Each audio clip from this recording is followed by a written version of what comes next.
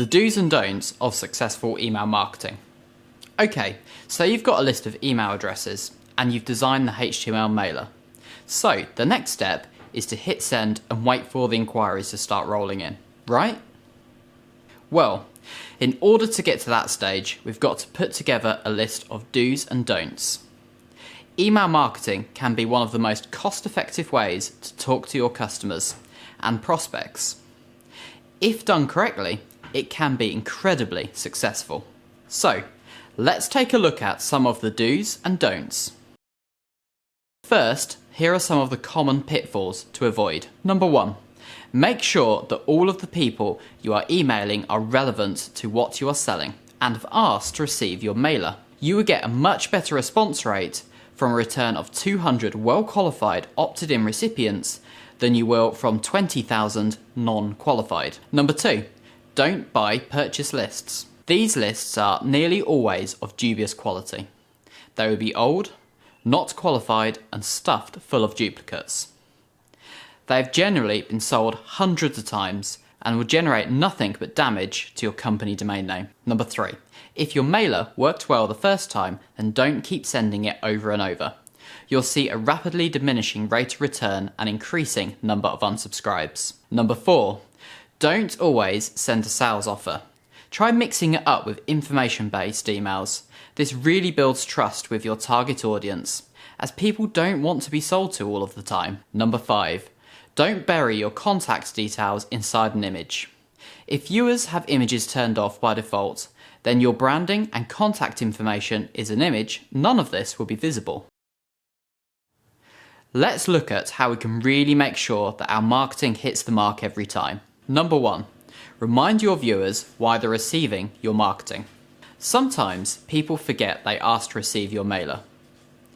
If people mistake your mailer for spam, this can cause future campaigns to have delivery issues. Modern email browsers give viewers the option to report a mailer as spam. This will have a detrimental effect on the future delivery of all your campaigns. So, it's always a good idea to include a simple statement at the very top of your mailer to read, "Why are you receiving this email?" Because, and then a small prompt goes a long way. Number 2, qualify your bounce list. It's good housekeeping to constantly and regularly keep your data up to date.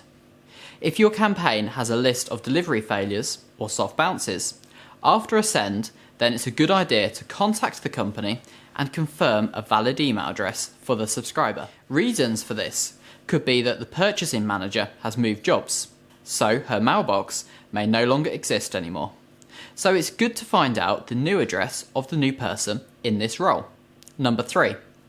Make sure your mailer has a clear purpose. This is termed as the call to action. What do you want your viewers to do after they've read your mailer? Make sure that your instruction to them is clear and positioned in a prominent spot. Number 4. Check, check, and check again. Then ask your colleague to check it. It's so easy to mistype a web link or send a mailer out with a spelling mistake. A silly mistake can undermine hours of planning and execution.